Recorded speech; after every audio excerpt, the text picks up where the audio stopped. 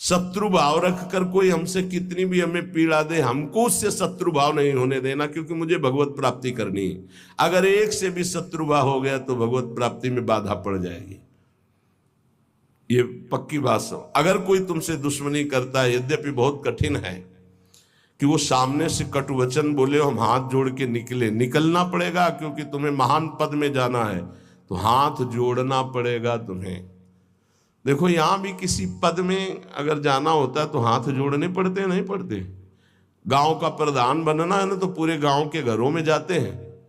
वैसे तो कभी राम कृष्ण हरि नहीं बोलते, पर वैसे जब वोट का समय आता है तो भैया राम ऐसे हाथ जोड़ते ना।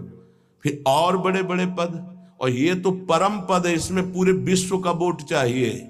हरिवंश नाम लीन जे अजात शत्रुते सदा, प्रपंच दंभ आदि दे तहां कछु न पेखे। सेवक जी महाराज कह रहे हैं अगर भगवत प्राप्ति करनी है तो पूरे विश्व में कोई भी एक शत्रु नहीं, शत्रु पैदा ही नहीं हुआ।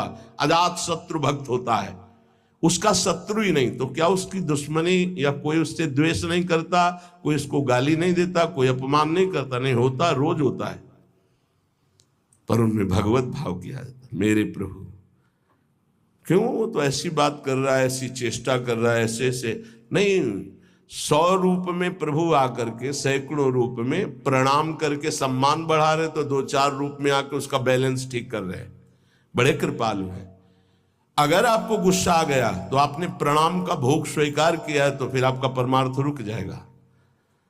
क्या बात है, कितना सुंदर भजन है, कितना इनका यश है, कितनी कीर्ति। एक तो ये हुआ, और दूसरा ये हुआ गाली गलौज अपमान, ऐसी मुद्राएं जो क्रोध भरी, जो द्वेष भरी।